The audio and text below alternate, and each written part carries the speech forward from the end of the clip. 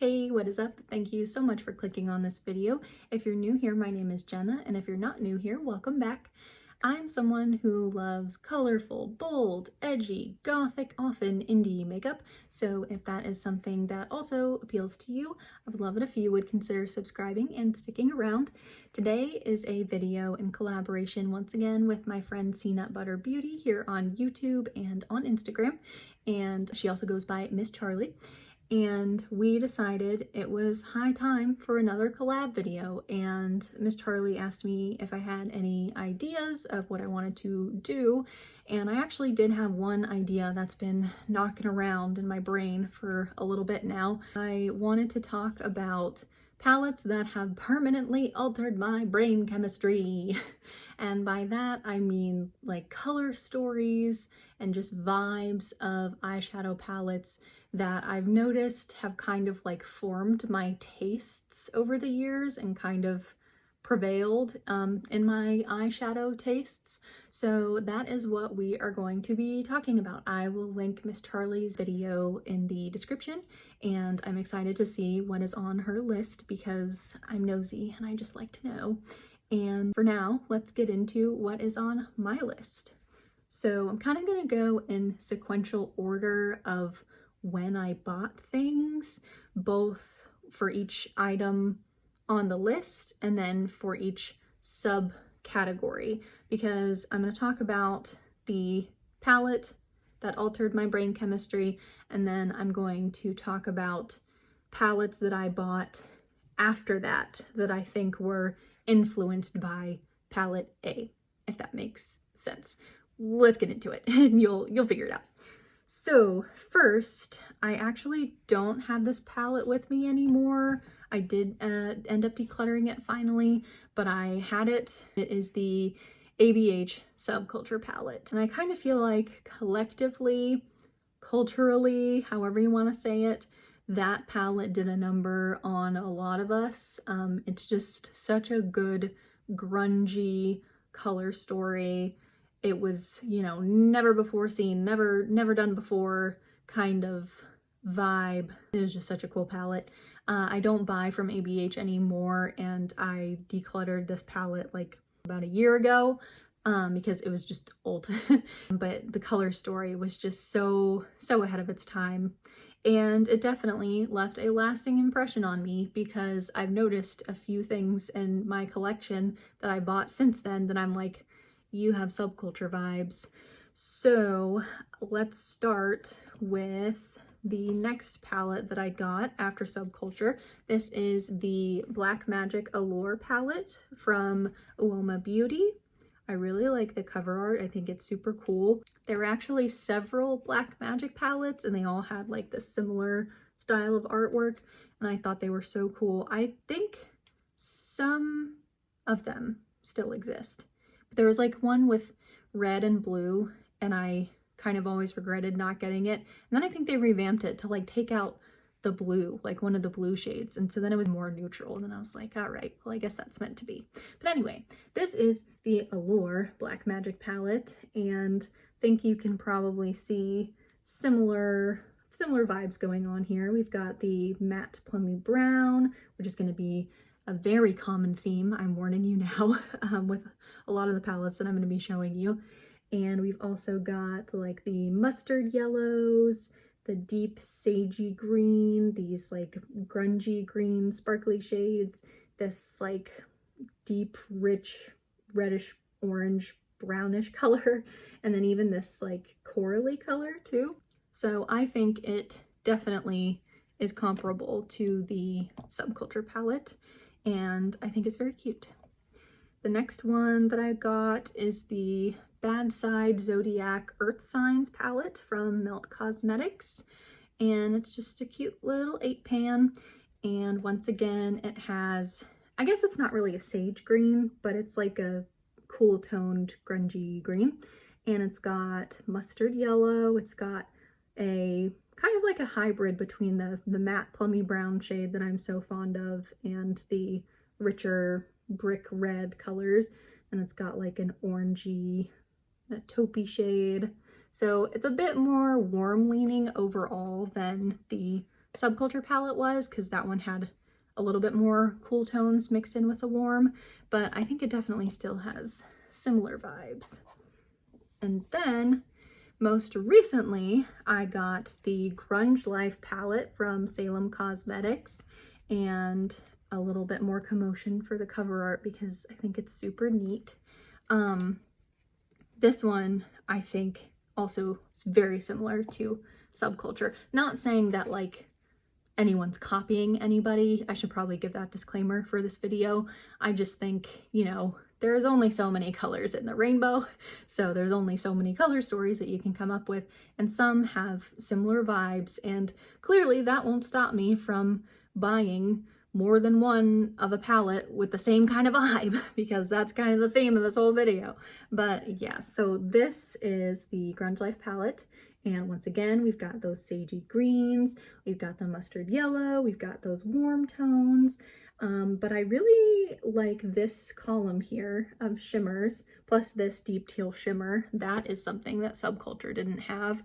But yeah, the shimmers seem to be much more punchy and colorful than the actual Subculture palette was. So I'm excited to dip into this one. I actually haven't done a look with it yet, but it is high on my list of priorities because that color story is exciting. So moving on, we've got the Muerte palette from Melt Cosmetics. This is next in the sequence of palettes that have just put me in a chokehold and kept me in a chokehold, and I ain't even mad about it because just look, it's so pretty. It's so pretty. It's got such a cool theme, such a cool meaning behind it. When this collection came out, there is a companion palette that you could get with it, and it completes the other half of the skull.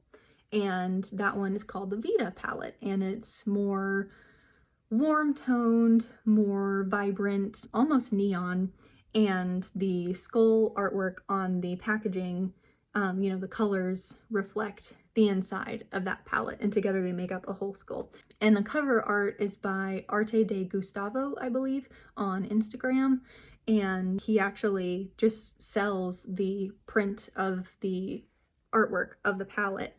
So when I learned that, I grabbed a print because this is some of the most beautiful artwork I've ever seen, ever, on a palette or not. And I just wanted that artwork hanging up in my home. And also, I think it was a good way for me to kind of feel the completionist buzz that I get, where it's like I wanted to get the other palette that went with this because they are meant to pair together, but the color story I just wasn't as in love with for my own personal tastes. So instead, I got the art print, and then it's like, wow, yeah, the images are together, and also I can hang it up on my wall and look at it and admire it forever. So, I mean, eventually this will expire, but for now, I do have it. This is actually my old one. I did purchase a backup of it when they brought it back. It was limited edition, back when limited edition like actually kind of meant something. And then they did bring it back after a few years because there was just constant demand for it, which I understand. Like if any palette needs to be brought back from the grave, it's this one. So when they brought it back, it eventually went on sale even, which I never thought I would see in my lifetime because this was such a like hot commodity. But anyway, when they brought it back and it went on sale, I picked it up and I have a backup now. And I've actually started to dip into that backup already because this one is quite old and probably not the safest to put on my eyeballs anymore. So I'm glad to have a backup.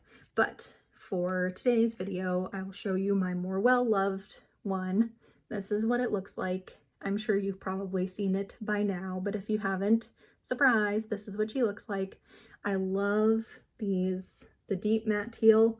It's gonna be a common theme. And then the aqua, like the bright aqua to go with it. And then like these bloody, rusty red shades and with the navy blue and then the gray. Oh, it's just a 10 out of 10 color story. The quality is good, more so with the mattes than the shimmers. I love the mattes. So after, you know, having that around, loving it, my brain was like, let's do that again. We want more of that. So at some point I picked up the Spider Queen palette from Lurella Cosmetics. And this one also is quite old. It's probably going to get decluttered. I've really just been holding on to this palette for this video. I didn't love the quality as much, which is a shame because not only does it have those like bloody reds and the teal that I love so much, and then the grays similar to the Muerte palette, but it also had some purples, which I think is a really nice addition because, I don't know, there's something about red and teal and purple together that just, it's just a good combo. What can I say? But alas, that one is gonna be decluttered most likely, but she had a good run, I guess. She was fine. Then more recently, around Halloween, this past Halloween, I picked up the Hattie Mae's Dollhouse palette from Laced with Cherry, and I really like how the cover artwork matches the inside color story. And the inside color story is very reminiscent of Melt Muerte. I had a lot of comments when I was doing looks and posting about this palette on Instagram. A lot of people were like, OMG, Melt Muerte. And I said, yes, it is the same vibe for sure. So this is what it looks like. It's got more vibrant versions of the Melt color story, I would say. Like this is a bright cobalt blue as opposed to a navy. This is like a super bright red. It's actually a darker teal than, or well, darker than the mint color, lighter than the deep teal color in Muerte. But the shimmers are so nice. I like them more than the Muerte shimmers. That is maybe a hot take. Not really. I feel like a lot of people don't love Melt shimmers. I feel like that's what makes people say that Melt's palettes are hit or miss. It's with the shimmers, but these shimmers are not hit or miss. They are super sparkly. They're softer, they're smoother. They don't crease or anything like that, which is awesome. So definitely better shimmers than the Muerte palette, and I'm not afraid to say it. And then the most recently, I picked up this guy, which is the Miles County Massacre palette from Creature Cosmetics. And it's a VHS, first of all, which I think is so cool. And it also has similar vibes to the Muerte palette because look at this. Look at it. It's got teal. It's got navy blue. It's got aqua. It's got more blues. It's got the reds. And it has a little bit of purple, which is what I was wanting from the Spider Queen palette, so I still get that as well. And this is one that I have not done a look with yet. It is on my list of palettes to work with pretty soon, so I don't really have any thoughts on the formula for this palette in particular, but I have used Creature Cosmetics stuff a lot. I tend to prefer their mattes over their shimmers, kind of like with the Muerte palette itself, although Creature Cosmetics mattes and Melt mattes are not the same. And the shimmers are also not really the same, if that makes sense. Yeah. So moving on, after the Melt Muerte palette era, there was the It's Freakin' Bats from Shroud Cosmetics era. This was a collaboration between Batty Bean and Shroud Cosmetics. You can tell that this is my old palette because it still says Butte Bean, back from when Batty Bean was Butte Bean. And this is another one, actually, that I have bought a backup for because I love it so much. So when I say that these palettes altered my brain chemistry, I am not being dramatic. I mean, like, the color stories slap so hard, and I love them so much that, like, I want to keep them in my collection for as long as possible, in as many variations as possible, I guess, apparently, based on my spending habits, because they're just that good. So this is the It's Freakin' Bats palette. I'm sure you've probably seen this one too, but it's always nice to look at. So it's got that plummy brown that I love. It's got a deep teal shimmer, not a matte this time. Look at me go. It's got matte chartreuse, and it's got periwinkle, and something about like the periwinkle chartreuse plummy brown. It does it for me every time. I don't know what it is, but I love it. So similar to the It's Freakin' Bats palette is the Nocturnal palette from Glaminatrix Cosmetics.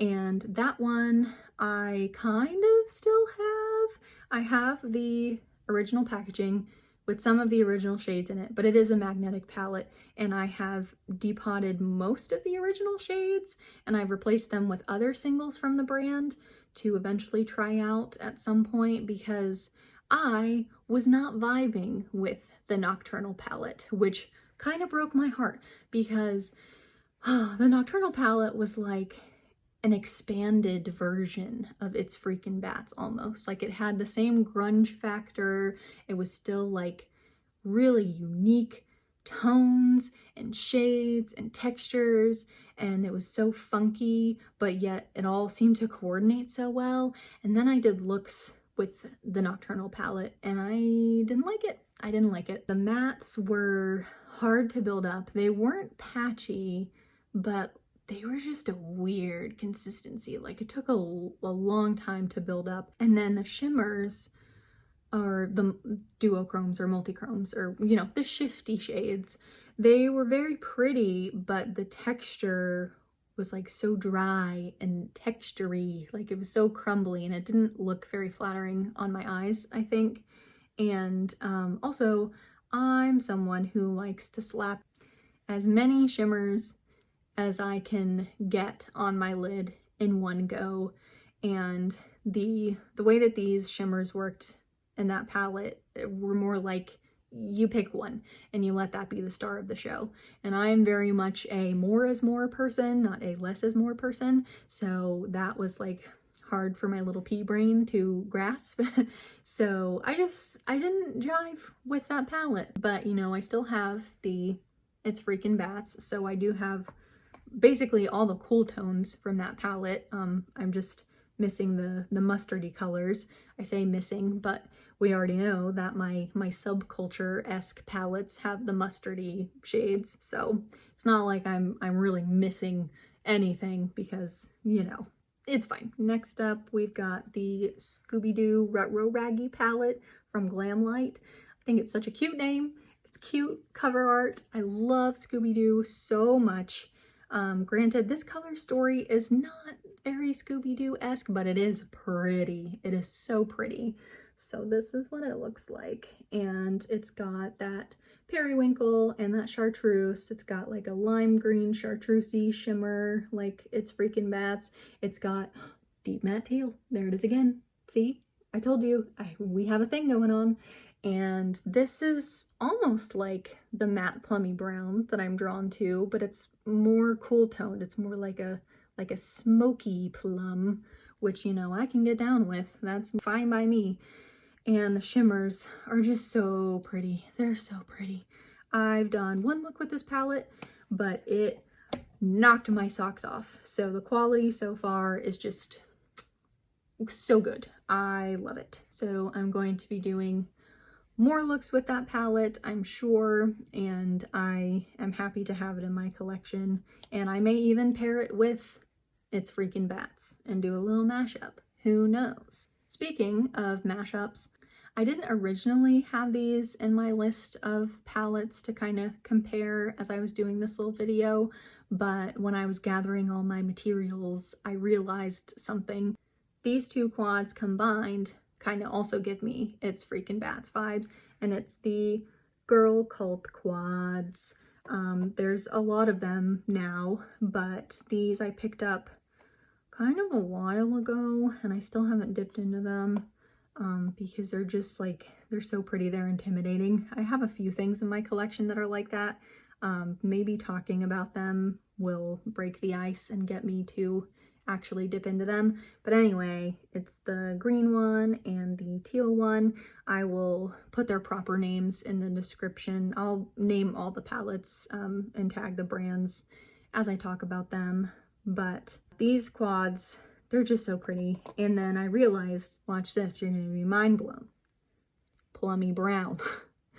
Plummy Brown Matte. Drink every time I say Plummy Brown Matte. Don't actually do that. You may pass away. But there's also this like aqua color. It's not quite the deep matte teal, but Lord knows I have enough of that. And it is pretty. And then it's got this holographic shade, which, you know, doesn't have that in common with the It's Freakin' Bats palette, but I just thought I'd mention it because I think it's neat. And then this like shifty teal. So it's not quite the same as the teal from It's Freakin' Bats because it has a purple shift to it. So therefore, it is different enough to be justified that I have it also. And then the green one has this bright lime green. It's not quite chartreuse, but I think combining the two together, I realized they have similar vibes, I think, to the It's Freakin' Bats palette. And speaking of quads, honorable mention goes to these little Wet n Wild quads. Oh boy, let me see if I can hold them all up at once so you can get the full effect. So these aren't really palettes, but they did 100% alter my brain chemistry. These are the quads from the Rebel Rose collection from Wet n Wild. I don't know how many years ago.